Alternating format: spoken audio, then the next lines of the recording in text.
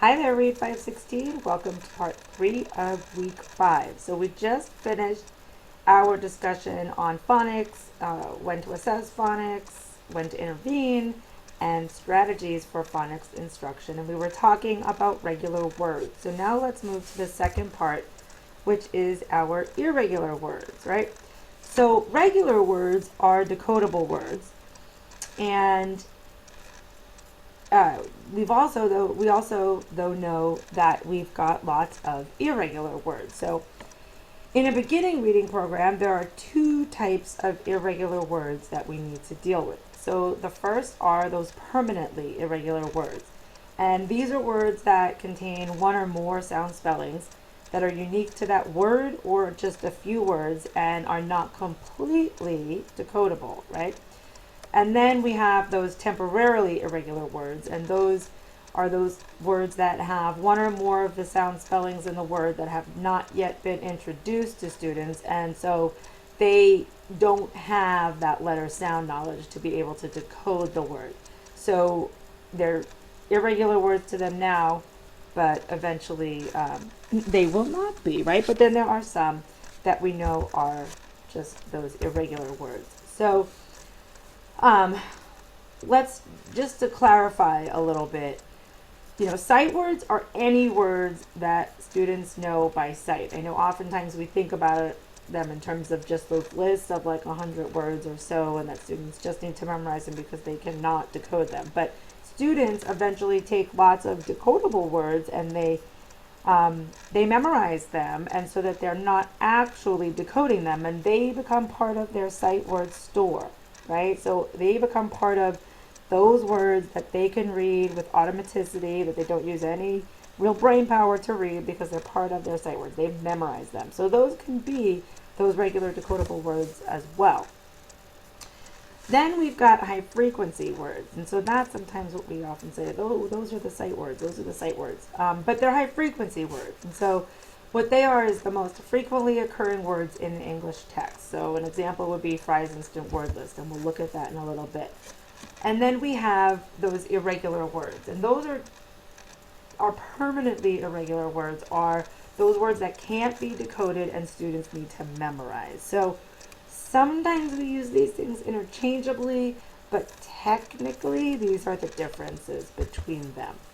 So when do we teach and assess irregular words? We want to start teaching them to students once they can read those simple CVC, consonant vowel consonant words. They're learned best through repeated encounters, so giving students exposure, because remember, they have to memorize them, right? So you want to have lots of practice with them. That's why things like flashcards with the sight words are, with their irregular sight words are recommended. You should teach it though in one lesson before they experience it in text. So you should give them that out of context experience before you would give them those texts that use those words often for the purpose of practice. When do we assess their irregular word knowledge? Well, we can monitor each type of word separately. When students are above grade level, you just want to monitor them every 4 to 6 weeks to make sure that they're staying there, they're not slipping at all. And for those below grade level, you want to actually assess them every 2 weeks. So when you're doing these, and the same thing goes for phonics too, but when you're doing those interventions early on that have to do with the phonics piece and the word recognition piece, because you can fill those holes kind of quicker than you could, let's say, fluency or comprehension, you want to be on a much shorter assessment cycle. And ways that you can do that is you just have students read words aloud from a list of the recently taught sight words, right? Those high frequency words. And you also want to keep a record of some of the most challenging sight words during reading of text that's connected to what you're teaching, right? So pointing out to students when you're coming across them, and then as you're reading with students, you can be pulling out some of those more challenging words that you continue to encounter.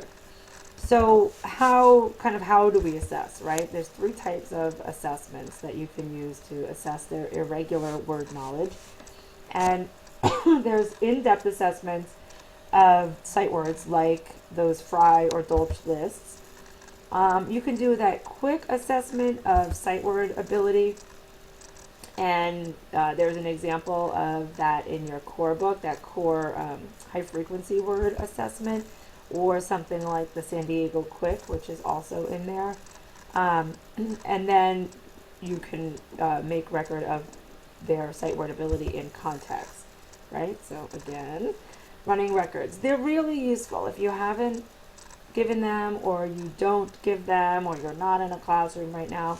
Running records are really, they can just give you such an eye into what students can do in terms of their decoding and their word recognition skills. So I know a lot of times we focus on that fluency piece, and I hear like my son's school uses Read Naturally, and lots of schools use Read Naturally, and they have them just reading over and over and over. But the benefit to using something like that is if you actually are having the students read, not to just increase their speed, but you're paying attention to the mistakes that they are making as they read, right? That's what a miscue analysis or a running record does differently than just that fluency piece. So for me, I knew when I was in the classroom, finding the time to sit down with students and have them read aloud was difficult, right? If you've got a classroom of 28, or I at one time had a classroom of 36, right? You've got that many kids, finding that time is so difficult. And so I always just wonder, like, why would we waste that time just assessing their fluency, right? If you're going to sit down with them, use that passage and take a running record, so that when you're looking at it, you know why they didn't pass that fluency assessment. You'll know why they didn't make that, Read Naturally benchmark, or that fluency assessment benchmark, if you're actually recording what they're doing and the mistakes they're doing during that time by doing a running record. So that's my plug for running records. All right, let's keep going. So let's talk about high frequency words. So something like Fry's list. Half of all written material is comprised of those first 100 words or variants of those words, right? So adding an S, or adding an ing, or adding an ed, whatever it is. In terms of the frequency of those words, the first 10 make up 24%. The first 100 make up about half of all of the words. This is all of the words that they're going to come across in written material, really across the spectrum in any grade level. And then the first 300 words on Fry's list are about 65% of all of the words that they come into contact with on a regular regular basis. I'm sorry. So just imagine, right? If a reader can read half of any page of material that they're likely to come across just by learning the first 100 words, that's pretty powerful, right? So that's the neat thing about these word lists. If they can't make it through the first 10 or 50 words, they're not going to make it through much actual text. And it's called the instant word list because the goal is for students to memorize them and to be able to recognize them instantly, right? That automaticity piece. You don't want to waste any time trying to figure out what these words are, because if they're half of the words on the page, it's going to take you forever to read if you don't have these words automatically. So when you give this assessment for irregular words, you want to you can either do an oral sight reading test or a spelling test. So just do the reading piece this time for this week. You don't have to do the spelling with these students for practicum student A. You should have 2 copies of the word list, of course, one for the student and one for recording. Sometimes it's a nice idea on the page that you're going to have the students read off of to enlarge the font. So if that involved just blowing it up on the copier, or you retyping it. Sometimes you can find them online. Somebody's already done this, but it helps the student read because those words are quite tiny. And if you have the younger kids, the bigger text will help them. You can use a sheet of paper to make sure the student is focusing on one column at a time, like you could with the others. You just cover up the other part. Make sure that you have a key for how you're marking the correct answers. So I and many others will use that QRI list guideline. So just make a quick C if the word is correct, a DK if they didn't know it. And when they get it incorrect, I will write what they actually said instead. Don't ask them to do too many in one sitting because depending on the student, it can be quite tedious. And just to note is that students should be at about a third grade reading level to be able to read all the words on that list. So again, that's what we're talking about, how important it is to have those reading skills solidified in those younger grades, right? Because by the time you're in third grade, you should be able to have all 300 of those words. So here's an example off the Dolch list, and you'll just see writing down C if they got it correct. If they did not, like for example, with right here, they said she said which. There she said they. So just writing down that can give you good data later rather than just saying that it was incorrect. In your core book, you'll also see that graded high frequency word survey. So that's optional. But if you wanted to do that one, you can administer a word list at the student's grade level, or you kind of can take a guess on what you think their grade level is, and you can start with that one. Again, you need copies of the student material and the record form. On that one, you can just cross out the missed words. And if the student hesitates for about 3 seconds, then you consider that word incorrect, right? Because the point of these is that they have them committed to memory. They're not struggling with them or decoding. And then another optional one is the San Diego Quick. But keep in mind that the San Diego Quick is actually not a measure of just irregular words, but of word recognition in general. So it does put them in levels by grade, but of course, because you are good at assessment and you know so much about reading, you would never start a student's reading level based on what it said at San Diego Quick. What the information you get from the San Diego Quick gives you an idea of where you need to investigate and which direction to move in, but you would never use that to assess a student's grade level in terms of their reading ability, even though they group it that way. Students, they read those lists of increasing difficulty until they reach what we call their frustration level, which would be when they make 3 or more errors in one of those lists. Again, you need the 2 forms, and then they give you a little script, and so you should follow that script.